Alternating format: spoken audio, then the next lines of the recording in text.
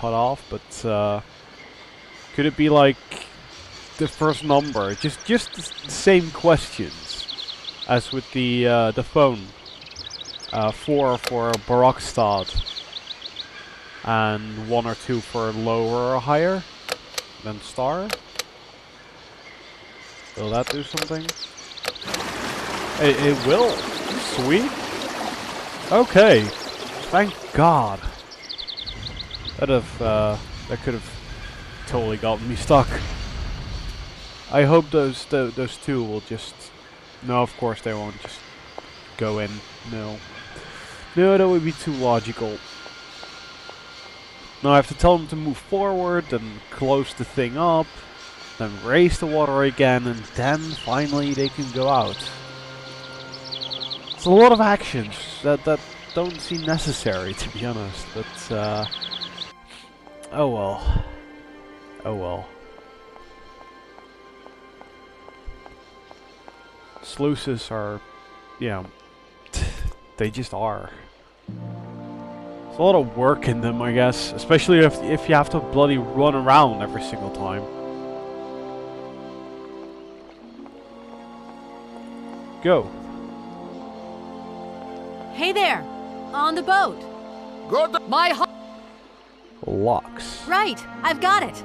I know now how the locks work. So guide your boat into the lock, and I'll take care of the mechanism. Godverdomme. Das ist eine echte Ladies. Alle zwei, roge alle Dingen and obligados de dame. Ach, set content on route again. What did your husband say? You, hurry up! We hurry to travel again. Okay, okay. We'll meet each other on the other side. By my train, okay?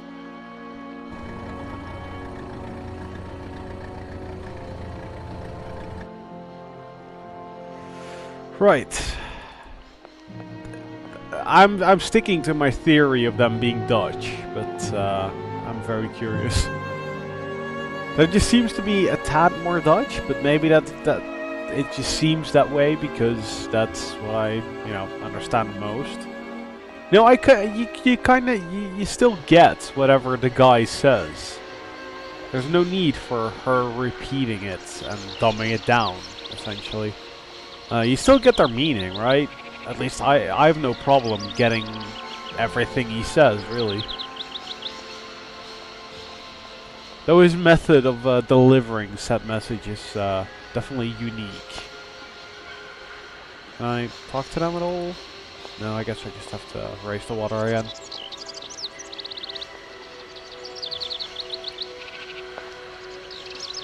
One. Cutscene time. Neat.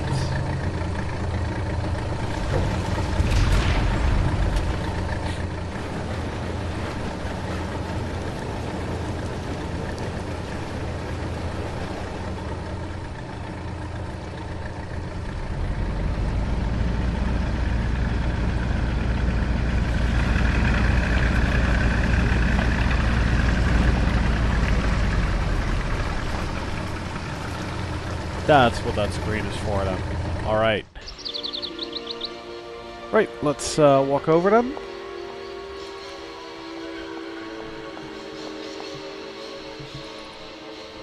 Oh, finally! Progress! Real progress! Though I was kind of shocked to see that, before I cut away. And that took 30 minutes. Didn't feel that long, to be honest. Didn't feel that long. Just goes to show how good the game really is, I guess. Not many games have that effect where you just go, holy shit, it's that late already? Hi. Hey there, on the boat. Who else? Barge on other side. You still need us? Yeah. Still do. Train, help, both, mission. It must be really neat to travel by river.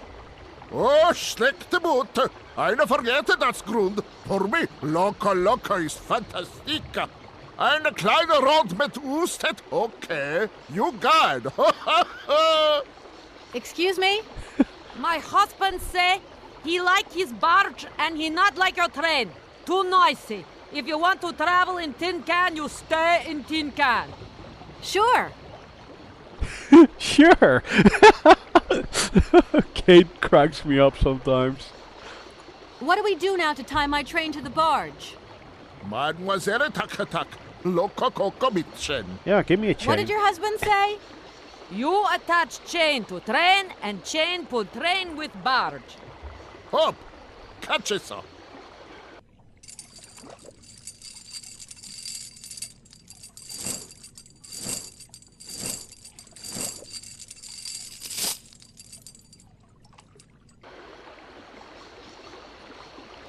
Gosh, that is...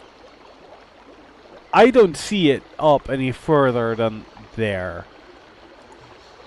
I guess I'm supposed to attach a hook? Or... Oh, there it is. It just kind of disappears over here. And then it reappears. But yeah, let's attach the hook, because that's obvious. Do it. There we go. Nice one. Train's friggin' moving. Yeah, it is moving. Sweet. Ah, thank God. Now what, though? Yeah, I did wonder about that.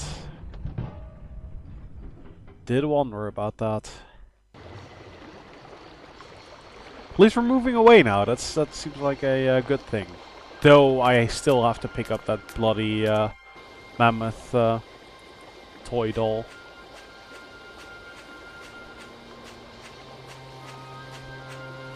And get a lecture, I guess. I actually wonder if it will make us sit through his lecture. But I guess... Oh, that's going to be him? Hello, Kate Walker here. Miss Walker, this is Professor Ponce. I'm about to start my lecture on the U-calls at any moment. Please make haste to come. Okay, I'll give it my best. Excellent. We'll be in the main lecture hall. See you soon. The one upstairs. Okay. Sweet. Wonder how many people are going to be there then. Like us and 2 others?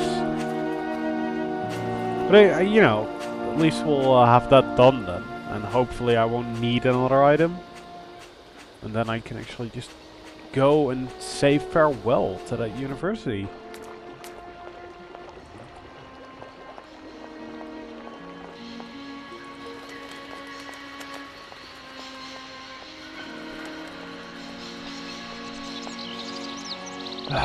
Screens.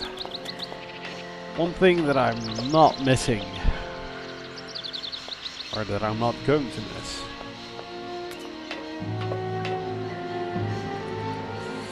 nope, not missing that at all.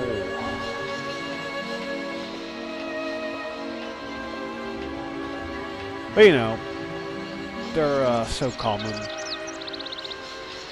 even in more recent adventure games, so, you know, part of the genre, so can't complain too much. It's just that you can't skip it. That's the only thing that really bothers me. Also, the bandstand is no longer playing, so what's up with that? Also really liked how those 3 guys would just, you know, keep talking about how incredibly complex it all was. And there's just a friggin' lever, and that's it. So yeah, they apparently could not figure out a lever, which does not bode well for them. Does not bode well. But let's assume that they couldn't get inside because they didn't have an egg-shaped object. Though I guess the shape really doesn't matter, it's just the weight, right? So... Oh well. Ah, there you are, Miss Walker. Good, good. Take a seat quickly. I'm impatient to start my lesson. Two others. My guess was right. Oh no, there's more. Wow.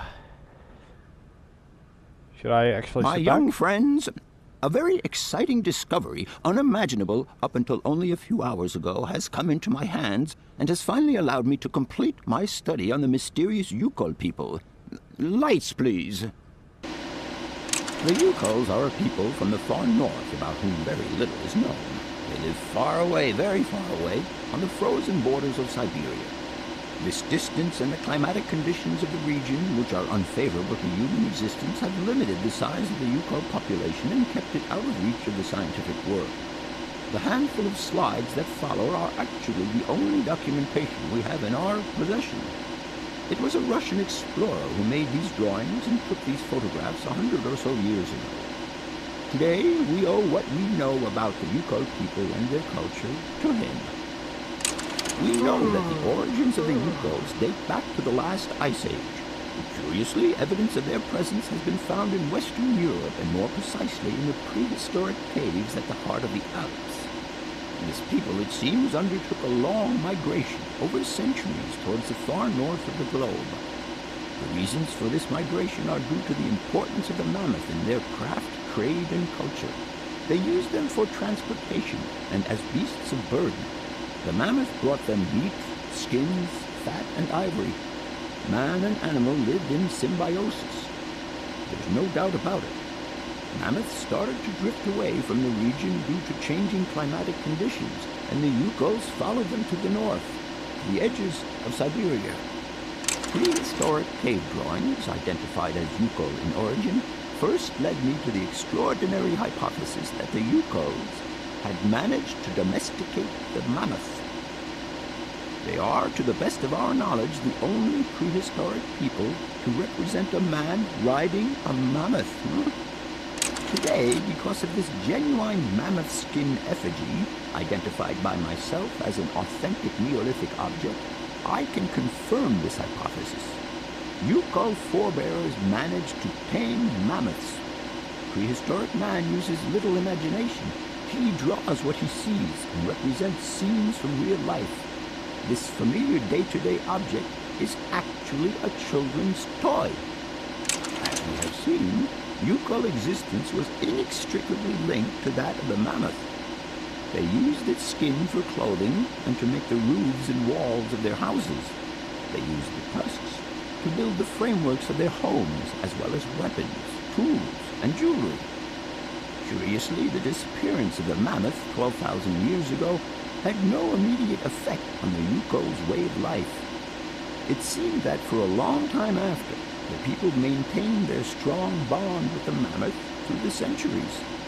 As incredible as it may seem, the Yukol people have continued right up until the start of this century to feed themselves on mammoth meat and to use the skin for clothing and shelter. Their ivory craftwork industry is still flourishing. It would appear that to preserve ancestral customs, the Yukols learned how to exploit through the centuries the large number of frozen mammoth carcasses that were perfectly preserved in the ice of the Siberian tundra. They have been able to live mainly off this enormous freezer stock for almost 30 centuries.